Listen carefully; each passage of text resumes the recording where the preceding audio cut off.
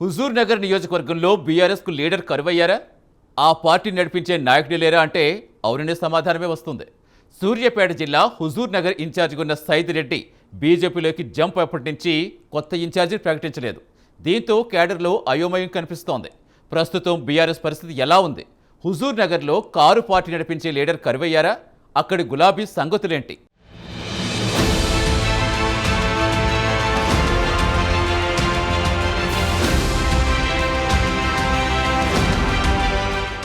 హుజూర్ నగర్ నియోజకవర్గంలో సరైన నాయకుడు లేకపోవడంతో బీఆర్ఎస్ నాయకులు, కార్యకర్తలు, అభిమానులు సందిగ్ధంలో పడ్డారట. ఏ కార్యక్రమం చేద్దామన్నా మా నాయకుడు లేరని ఆలోచనలో ఉన్నారు.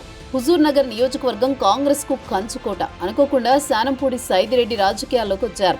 హుజూర్ నగర్ నియోజకవర్గ ప్రజల్లో తిరుగులేని నాయకుడిగా పేరు తెచ్చుకున్నారు. దీంతో బీఆర్ఎస్ అధిష్టానం సరైన నాయకుడని శానంపూడి సైద్ రెడ్డిని హుజూర్ నగర్ ఇన్ఛార్జిగా నియమించింది. నియోజకవర్గంలో బీఆర్ఎస్ 2023లో అసెంబ్లీ ఎన్నికల్లో ఓడిపోయిన మాజీ ఎమ్మెల్యే శానంపూడి సైద్ రెడ్డి గులాబీ పార్టీకి గుడ్ బై చెప్పి కమలం పార్టీలోకి జంప్ అయ్యారు. దీంతో హుజూర్ నగర్ బీఆర్ఎస్ నాయకులు, పార్టీ అభిమానులు సందిగ్ధంలో పడ్డారు.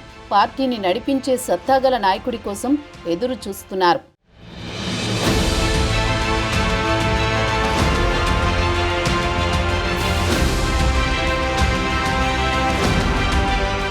రెండు 2018లో బీఆర్ఎస్ నుండి సైద్ రెడ్డి పోటీ చేసి ఓడిపోయారు. అప్పటి ఎన్నికల్లో శానంపూడిపై ఉత్తమ్ కుమార్ రెడ్డి భారీ మెజారిటీతో ఎమ్మెల్యేగా గెలిచారు.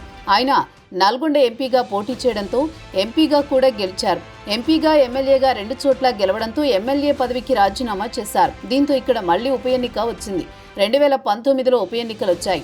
దీంతో బీఆర్ఎస్ నుంచి సైద్ రెడ్డి, కాంగ్రెస్ నుంచి ఉత్తమ్, పద్మావతి పోటీ పడగా పద్మావతిపై భారీ మెజారిటీతో శానంపూడి సైద్ రెడ్డి గెలిచారు. తొలిసారిగా హుజూర్ నగర్ గడ్డపై గులాబీ జెండాను ఎగురవేశారు.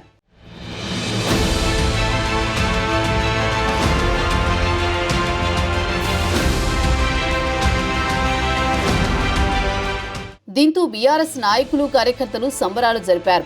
2023 ఎన్నికల్లో ఉత్తమ్ కుమార్ రెడ్డిపై సైద్ రెడ్డి ఓటమి పాలయ్యారు. దీంతో ఆయన రాజకీయ భవిష్యత్తు ఏంటనేదే ప్రశ్నార్థకంగా మారింది. ఈ క్రమంలో శానంపూడి గులాబీ పార్టీకి గుడ్ బై చెప్పి కమలం తీర్థం పుచ్చుకున్నారు. దీంతో హుజూర్ నగర్లో బీఆర్ఎస్ నాయకుడు లేకపోవడంతో ఆ పార్టీ నాయకులు అయోమయంలో ఉన్నారట. ముందుండి నడిపించేది సరైన నాయకుడు లేకపోవడంతో ఎవరికి వారు అన్నట్టుగానే ఉన్నారని టాక్ వినిపిస్తోంది. ఇకనైనా బీఆర్ఎస్ క్యాడర్ దెబ్బ తినకుండా సరైన నాయకుడిని అధిష్టానం నియమించాలని పార్టీ కార్యకర్తలు కోరుతున్నారు. ఈ నేపథ్యంలో మాజీ మంత్రి అయిన జగదీష్ రెడ్డిని హుజూర్ నగర్ ఇన్ఛార్జిగా నియమిస్తారని ఊహాగానాలు వినిపిస్తున్నాయి. మరి అధిష్టానం ఏ నాయకుడిని నియమిస్తుందో వేచి చూడాలి.